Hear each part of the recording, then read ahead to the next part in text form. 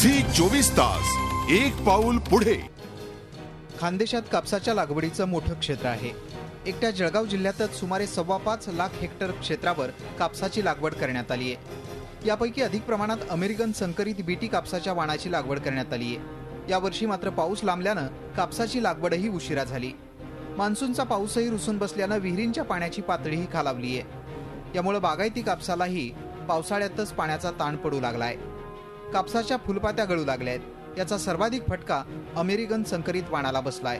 त्यामुळे यंदा कापसाच्या उत्पादनात लक्षणीय घट झाली आहे। दरवर्षी आपल्याकडे 700 ते 750 मिलीमीटर पाऊस सरासरी आपल्या भागामध्ये होतो, परंतु या वर्षाचा जर पाऊस आपण बघितला तर एकूण पाऊस 350-350 mm फक्त झाला।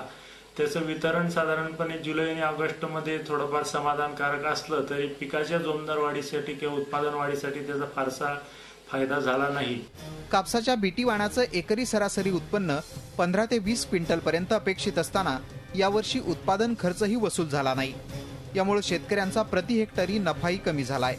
10-15 हजार रुपये खर्च आलेला आहे आणि उत्पन्न जवळ 5 क्विंटलच्या वर आलेलं नाही आणि त्या मानाने मला खर्च परवडत नाही आणि त्या मानाने कपाशीला भाव योग्य द्यावा। उत्पन्नाला म्हणजे एकदम घट आलेली पावसाळा कमी झाल्यामुळे आणि म्हणजे खर्च झालेला तोही निघणार नाही असं आशा म्हणजे संपली आता।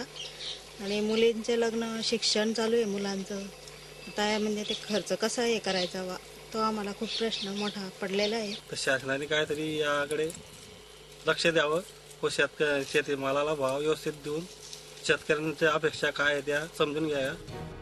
एकीकडे कोट्यवधींची उलाढाल असलेल्या पांढऱ्या सोन्याचं उत्पादन घटलं असताना शासनानंही कापसाला केवळ प्रति क्विंटल 3850 रुपये दर दिलाय।